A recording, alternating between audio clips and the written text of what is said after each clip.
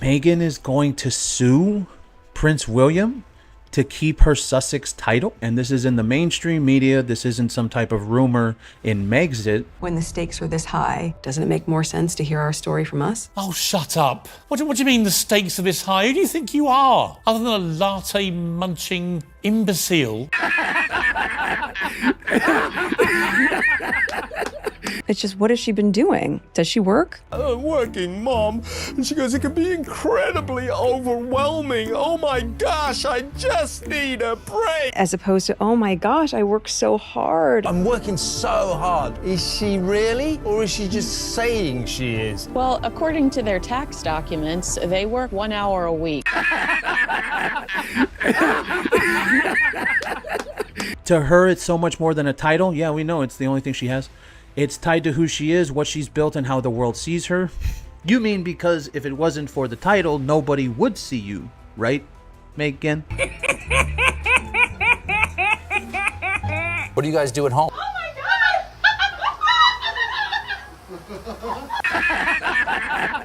God! You ever see a headline so delusional, you think it has to be satire? Because when I read Meghan Markle planning to sue Prince William to keep her Sussex title, I thought someone had spiked my tea with royal-grade denial. But no, this isn't a parody tweet or a Megxit fanfic. It's coming straight from mainstream press, stamped and sealed like Buckingham's latest embarrassment. Let that sink in. Meghan, the self-proclaimed victim of the monarchy, allegedly gearing up to drag the future king into court over a title, the same title she spent years pretending she doesn't care about. You can't make this up. But Meghan, I think this right here, this panic and defiance, this is because she's got nothing. She's not the daughter. She's not a princess. She's just a call girl, allegedly, that married in.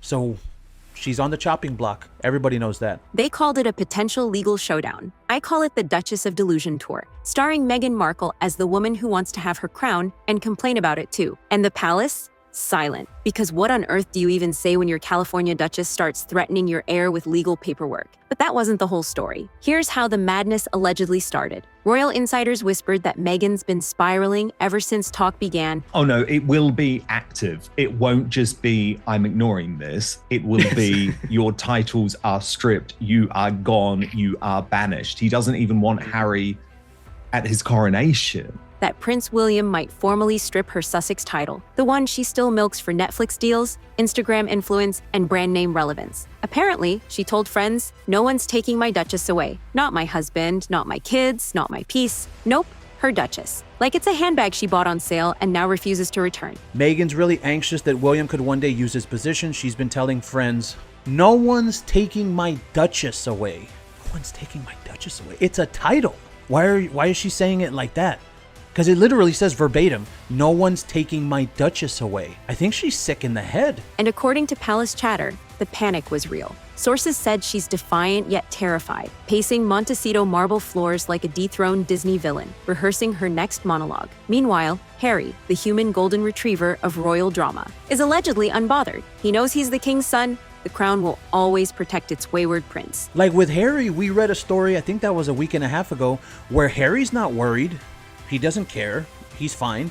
Why? Because Harry knows he's the king's son. Daddy's never gonna touch me. Meghan, not so much. She married into power without the pedigree, and she knows the palace cuts outsiders faster than it curtsies. To her, losing that title isn't symbolic. It's existential.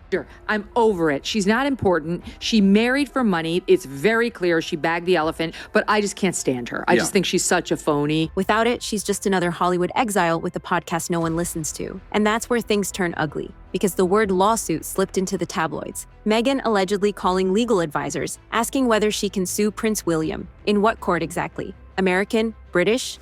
The imaginary court of public opinion? Even lawyers reportedly laughed. I mean, I get it, right? Obviously, because a lawsuit is the only power that she has. She's a nobody.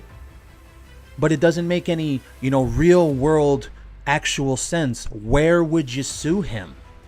That's stupid. There's no international Duchess tribunal. Yet she supposedly believes that threatening royal litigation will stop William from taking away her Duchess label. Let's be honest, this isn't about justice. It's about status. That title is her last bit of royal oxygen, the brand tag that keeps her from fading completely into influencer limbo. Without it, she's not Duchess Meghan of Sussex. She's just former actress Meghan Markle, lifestyle entrepreneur, previously known as relevant. Royal commentators called it panic mixed with pride. I call it the Kardashianization of the crown. She's allegedly panicked and defiant over fears Prince William will move to strip her Duchess title.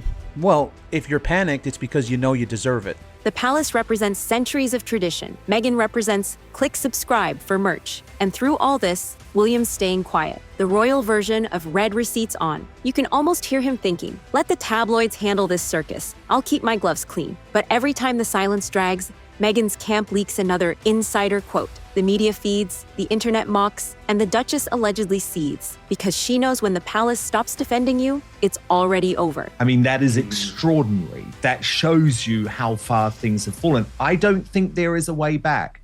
I really don't. I guess you never know. You never know what's going to happen. Will a divorce change things? Maybe. But remember, Prince William set these very, very clear red lines, and he crossed every single one of them. And what happened next shocked everyone. The gossip hit critical mass when mainstream outlets started covering it like a courtroom preview. Headlines screamed, Meghan versus William, and the internet lost its royal mind. Royal experts popped popcorn. Comment sections turned into civil war. Half the people shouted, go Meghan, and the other half asked, how do you sue a future king for taking back the title he gave you? Insiders claim Meghan doubled down, insisting it wasn't about revenge. It was about principle. Sure. And I'm the queen of denial. Every move she's made since 2020 screams PR survival, not principle. Harry and Meghan, the dreariest couple in the history of planet Earth, famously abandoned their royal duties for a life of privacy. They left the goldfish bowl of Great Britain for the camouflage of California, remember? Famously sheltered from the evil British press. And since then, they've kept an incredibly low profile, as they vowed to. If you excuse the massive book deals, the Silicon Valley startups, the preaching videos about well-being, the podcasts, the speeches, and the major network interviews with everyone from Oprah Winfrey to James Corden. But they've barely been seen or heard at all, have they? One source put it bluntly, without her title, she's erased from the royal story, which is exactly what she's afraid of, being written out, forgotten, irrelevant. Because Meghan built her empire on that word, Duchess, and now the same institution that gave it to her could take it back with a single signature. By the time the story hit headlines, the palace looked like a PR bonfire. Reporters were chasing legal leak leads while Kensington aides rehearsed lines like, we don't comment on hypothetical litigation. Translation, we're panicking, but we can't let you see us sweat. The tabloids had a field day. One headline read, Duchess or bust. Another, Suits star sues sovereign.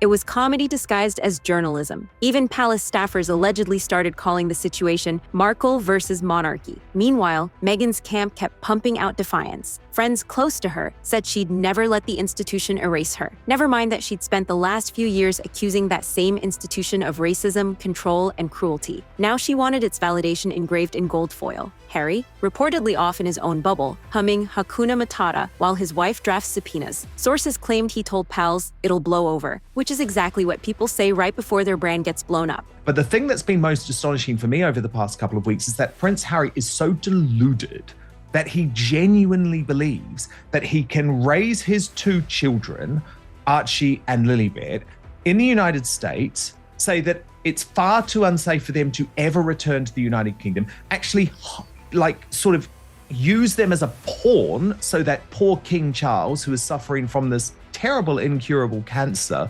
has no relationship with 2 out of his 5 grandchildren, and then genuinely believe that they are going to have a royal role. Online, the memes turned savage. Someone photoshopped Meghan into a courtroom wearing a crown instead of a wig. Another mocked up a fake Netflix trailer, The People versus Prince William, streaming soon. And the longer Meghan stayed silent, the louder the laughter grew. But that wasn't the end of the humiliation. The royal PR machine was just getting warmed up. Every scandal reveals a pattern, and this one traced back to a familiar royal disease, tidal fever. Remember when Andrew clung to His Royal Highness like it was a life raft, even as headlines dragged him into the abyss? Same energy, different crown polish. The palace has a history of treating titles like moral currency. Strip one and grant another. Pretend it's accountability. But this time, the optics were radioactive. A duchess suing a prince? It made the monarchy look like the Real Housewives of Windsor.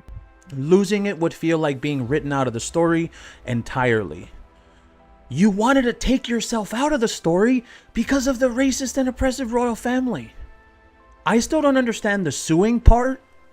This is ridiculous. Commentators began asking the question the palace dreads. If Meghan can threaten legal action to protect a title, what does that say about how fragile the system is? Because the monarchy thrives on obedience and illusion. The moment you drag that illusion into a courtroom, you pop the bubble. Insiders whispered that William felt cornered. If he acts, he looks cruel. If he doesn't, he looks weak. The crown was caught between tradition and trending topics, and tradition was losing the algorithm war. But then came the twist no one saw coming, a leak that turned speculation into pure chaos. A tabloid dropped what it called exclusive legal chatter, supposed emails between Meghan's advisors debating jurisdiction. One line reportedly read, "If UK courts reject standing, explore US defamation approach." Translation, if Britain won't play ball, try Hollywood lawfare. That leak hit the internet like a royal detonation. Overnight, hashtags like Sue the Future King trended worldwide. Late night hosts turned it into a punchline. One joked, "Next week, Meghan sues Gravity for disrespecting her aura." Even sympathetic commentators couldn't defend it anymore.